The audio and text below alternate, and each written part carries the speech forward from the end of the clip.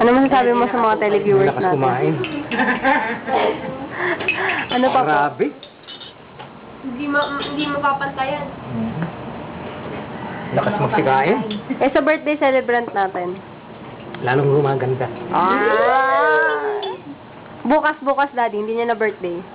Ano Hindi lang masasabi? siya nagising ng ngayon. Hindi tuloy siya nakapagpalinis ng kuko. Hala? Ano ba nga nila pwede ko ako ngayon eh? Tulog ka. Magandang information yan, daddy. Maganda yan.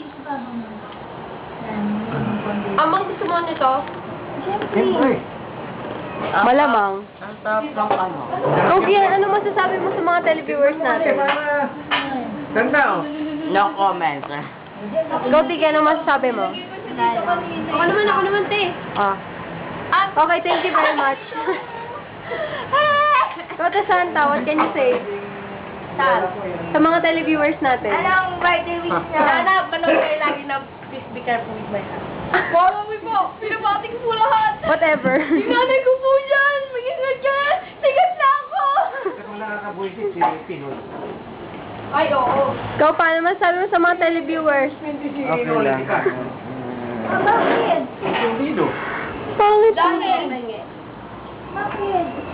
Kasi binabati ko siya. Paano binabati ko siya? Nagpaparinig siya. Ay, basta tinitira niya yung gobyerno ngayon.